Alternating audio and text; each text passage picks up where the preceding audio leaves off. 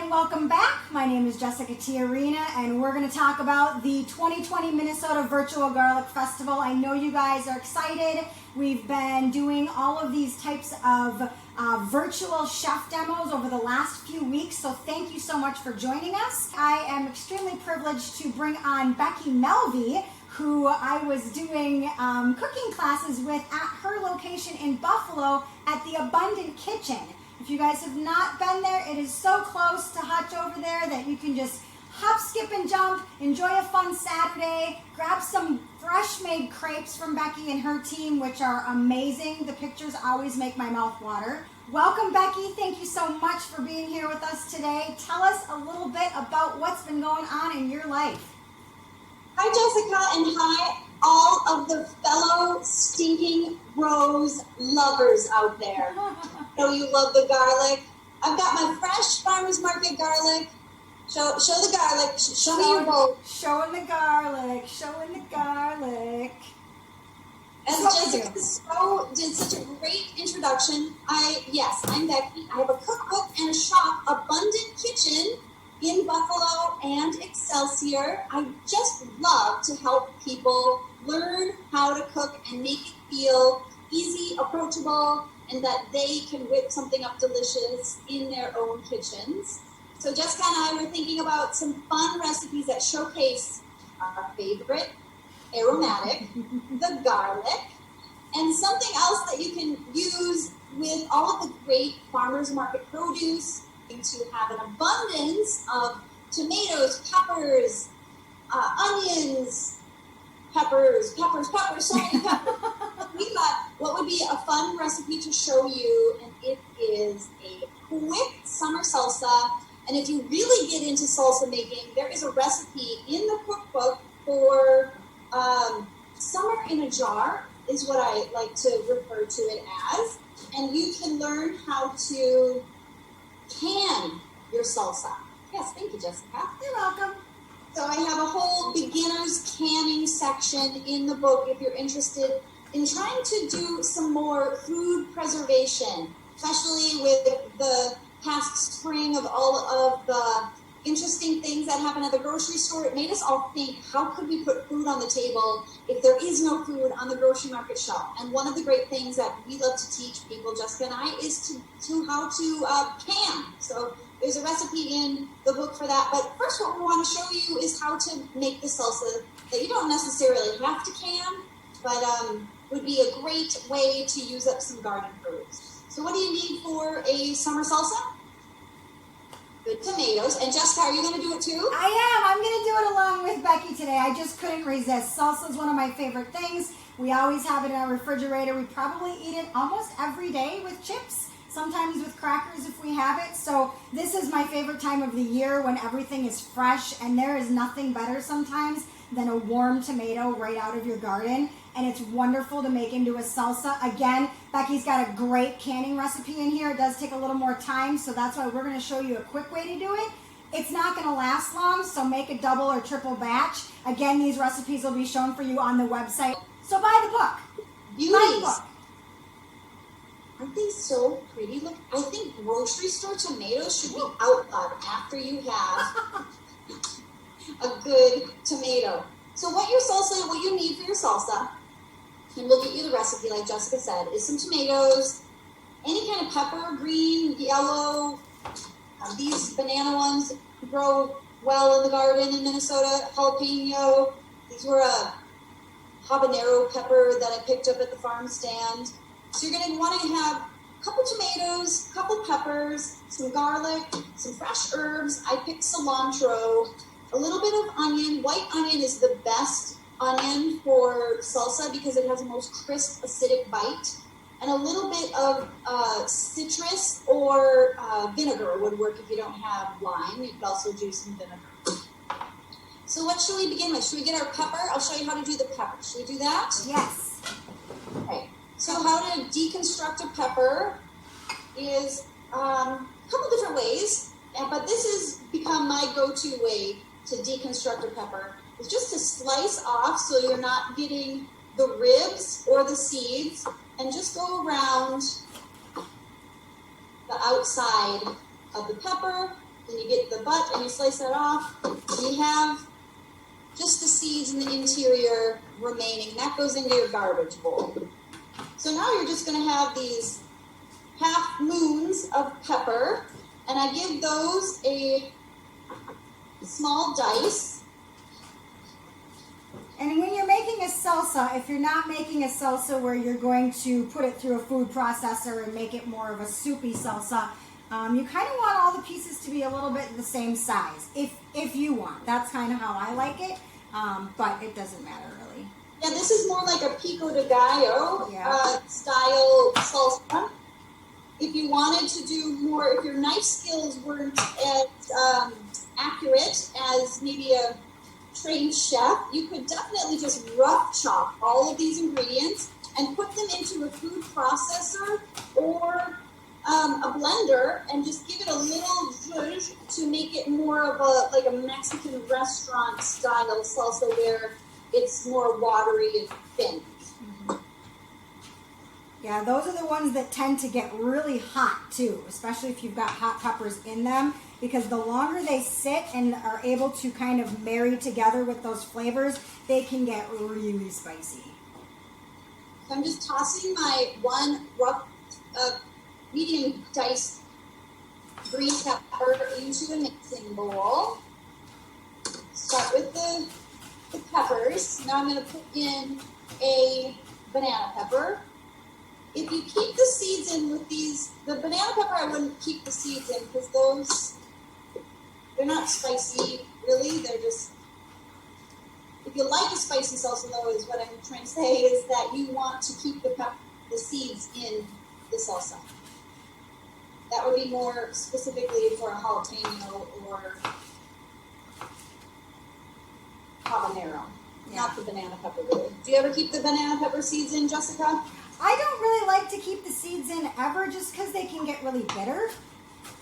Bitter? Yeah. But it doesn't matter. I mean, if I'm doing it in a food processor, then it doesn't matter all that much. But I tend to keep the seeds out. Sometimes I don't care if the white part gets in there. But I don't know. The seeds to me, I guess it doesn't matter. Depends on how quickly I need the salsa. Okay. What kind of food rush are you in? Exactly. So you got your peppers chopped up? Yes. I'm going to do the hot peppers last. Okay. I will wait on that then. So I like to do those last because it's spicy in your face sometimes. You never know. I know. This jalapeno is really hot. I can smell it. Are you doing your jalapeno? I am, yeah. Well, you slice up your jalapeno. I'm going to show you how to slice an onion. Oh, perfect. Okay. I love this, yes. What you want to do is start with the beard. You want to take the beard off of the onion, then the top of the onion, then slice from root to tip, not through the equator. That makes it easier to take off the skin of the onion. Don't start chopping your onion by taking the skin off. That's just going to be agitation. Don't agitate yourself. So now you've got this half onion, and what you're going to do is run your knife along the long side of the onion. Let me show you. That'll make sense here in a second. So you just run long strips with your big chopping knife. Put the tip of your knife on your board and slice with this bottom half of the knife. Hold your hand like a claw and just rocking up and down.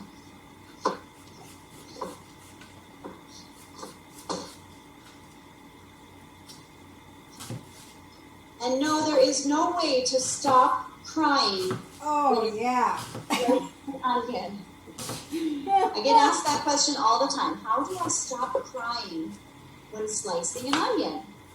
Everyone's different. Some people don't have a reaction. I'm so envious of that. Like, I can start crying cutting a scallion sometimes, believe it or not. Yeah, it can depend on the strength of the vegetable, too. Sometimes some of the onions seem to be a little bit more potent than others. But no, there's not any way, so just cry and let it out. I'm letting it out, guys. I'm letting it out. All the stress of not being able to see you in person this year is finally coming out. Yes, we miss everyone in the kitchen. So now let's talk about the garlic and some of the fun gadgets that I like to use to prep garlic easier. And Jessica's definitely heard this before, all these great, the garlic peeler. Oh yes, I love that thing. So you get the garlic from the farmer's market or your local farmer. It can be a little more sticky. Some of the garlic that you get at the grocery store has drier skins because it's been sitting in the store on the shelf a little bit longer than the fresh cured stuff that comes to the garlic festival. And these silicone tubes help peel off the outer skin of the garlic a lot faster than not using it. So I really like it. They're really, really fast and help peel that sticky garlic. Have you got some fresh garlic yet this year, Jess? I have Jerry from Living Song Farm, Jerry Ford, who's the director of Minnesota Garlic Fest. He actually sent me a handful of his table garlic, his German porcelain garlic. It is absolutely beautiful. There's 4 cloves per bulb, and they're huge, Okay. and they're so spicy. They are absolutely wonderful. This is a garlic from Sweet Beet Farm out of Montrose, Minnesota. Wonderful. Yeah, Jerry and I were talking about how there's about 115 garlic growers in the state of Minnesota. So this is my other favorite garlic gadget I want to show you real quick. A little mini garlic mandolin. So what you do is the mandolin has a little chute. You feed the garlic clove into the chute and you press down with this little gadget doodad, and it makes these thin sliced, evenly sliced pieces of garlic that most people that are just the regular home cook, you can't get these evenly sliced pieces of garlic without some device. They're so pretty when they're like that too. Now that wouldn't necessarily be going into your salsa, but it is a garlic gadget. And if you're the garlic lovers, then I know that goes the Garlic Fest. And gadget lovers in general, the tools can be fun sometimes. But for salsa, you want to mince your garlic. So I'll just run my knife through those thinly sliced pieces of garlic. And a little pro tip for making a easier garlic paste is take some kosher salt, sprinkle it over the garlic, and that salt is going to help make a paste. It draws out the water from the garlic, and it helps to make an abrasive little kind of situation that helps to make a paste of the garlic. Interesting. That's a great tip. Well, my bowl is looking very pretty right now. Did you know that's an old wives' tale that you keep a half of a cut onion by your bedside to ward away any bad spirits? No, I did not know that. I mean, I know I can do garlic for vampires, but we'll just include all spirits, and I'll have garlic and onions. Pretty soon, I'll have an entire bowl full of vegetables next to my bedstand. So here goes the garlic into the salsa. I've got a nice big pile. I'd call that a healthy tablespoon for all the garlic lovers out there. Okay, so now what we're going to do is put in some fresh herbs. For salsa, I like to do cilantro. Yep. Let me show you a little hack on easily cutting cilantro off the stem. This is my lazy cook way. You hold the stems in your hand, and you just shave the leaves off of the stems. Voila. So then you just run your knife through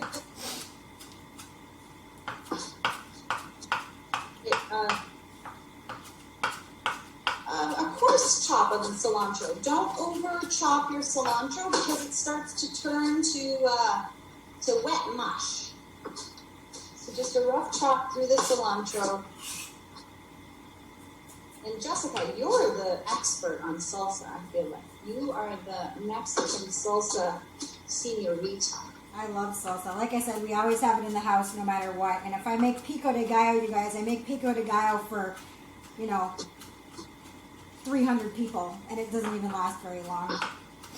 Because we end up eating it for everything. And then even when it starts to kind of turn a little bit, because it's been in, the fridge for, and I say turn after like 5 days, we use it for things like our omelets or topping on a piece of toast in the evening with a poached egg. And there's just so many ways you can use it, and it stays so fresh tasting for a very long time.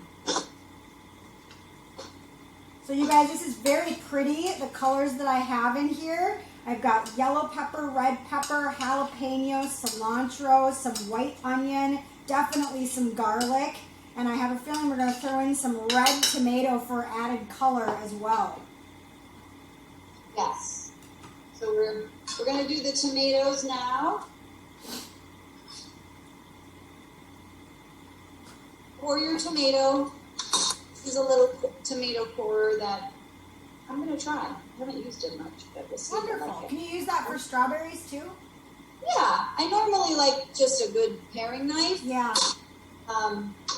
So for salsa, there's a couple different ways you can do your tomatoes. I have learned to quarter them, and this is, I'll show you why it was taught this way. To quarter them, this is more for pico style. So now you have these little ribs right here, and you can squish out the seeds if you don't want a wet salsa. Yep. So that's one way for salsa, and you can choose what you like.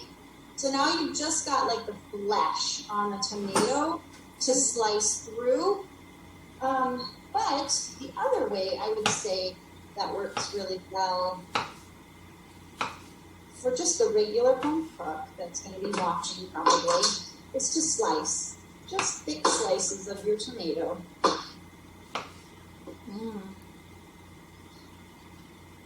Man. Tomatoes just don't taste the same any other time of the year than now. Ah. I have tomatoes from the farmer's market, from the Northeast farmer's market that I went to on Saturday, and they're huge and they're perfectly ripe. They're so sweet. They're absolutely wonderful. Yeah, like you said, those sun-ripened just right off of the vine. That's how tomatoes should taste and should be served all the time. So just don't even bother with this in the winter. I know. A lot of those tomatoes don't have any flavor at all, unfortunately. That's why you want to can this salsa, so that you can enjoy it in January. Oh, and it smells so fresh right now, too, you guys. Absolutely fresh. It's like looking at a confetti party in a bowl right now. It's so pretty. Red, yellow, green, orange. Red, white, and green, of course, are Mexican colors, which is so funny that salsas are always that color as well. So again, we've got some peppers, both hot peppers and just mild bell peppers. We've got some cilantro, some tomato, some garlic, white onion. What else are we going to get in here, Becki? I was going to ask you, because of your new spice line, the Tijerina Global Spices, what spice are you carrying in your spice line that would go in here? Do you have one? Oh, absolutely. There's two that I would put in here. I've been making my pico de gallo with my carnitas spice blend, actually. And it is what I use when I basically do carnitas or a pork loin or a pork butt or pork shoulder, depending on if I smoke it or put it in the crock pot. I just slather it in this sauce, and it's basically got everything in it that you would put into a mixture for carnitas. So it's got things like garlic and onion and hot peppers. It's got smoked paprika, traditional sweet paprika. It's got some lime zest, some orange zest, just a bunch of different really bold flavors. And I love to just add a sprinkle of it to so many different things. Thanks for asking, Becki. The other one is my Acadian Cajun spice, and that would be more for a smoky, super spicy salsa.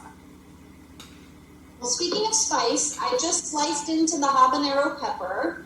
Is it hot?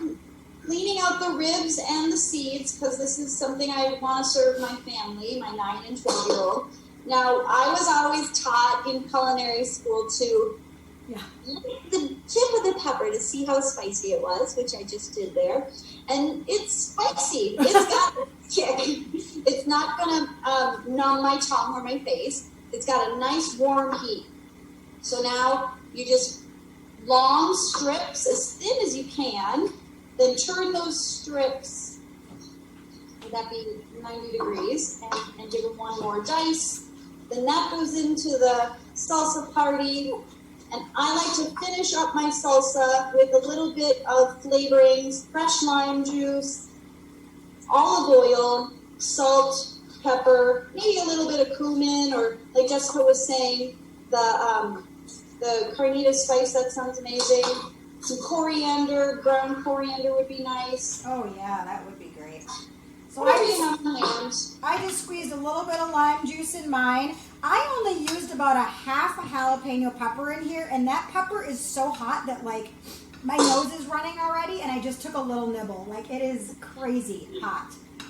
Sometimes you get them like that. Sometimes you get a jalapeno that is just a blazing, and sometimes you get them and they're like a green pepper, and that's like the worst day ever. Right. I was at the farmer's market or farm stand, at the Untitled farm stand over the weekend.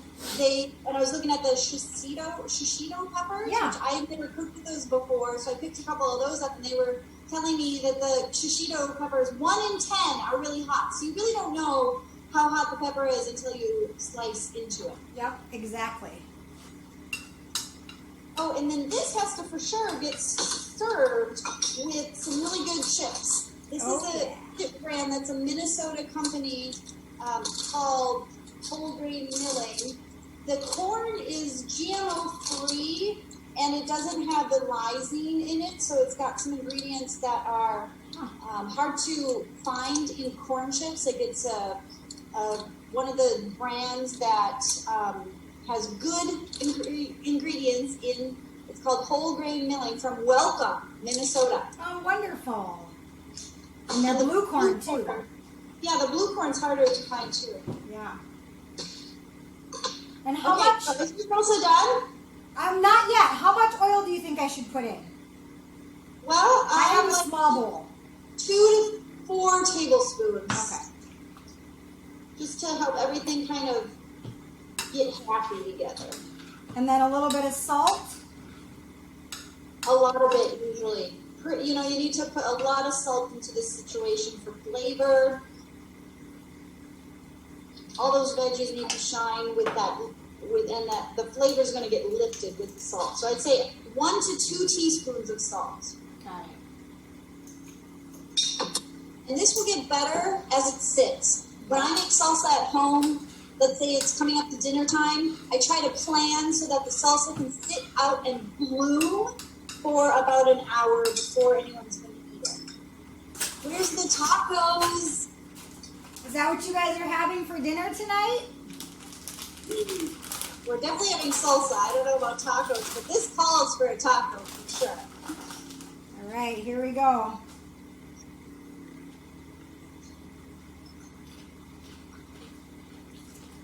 Mmm.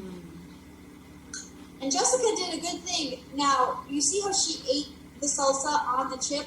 You can never know what the salsa is going to taste like unless you're eating it with the chip. So if you just take a bite of salsa, that's not going to be an accurate description of your salsa, because it needs that salty, crunchy chip to actually be the right delivery vehicle for the salsa. Mmm. So good. I love salsa. Every day, all day.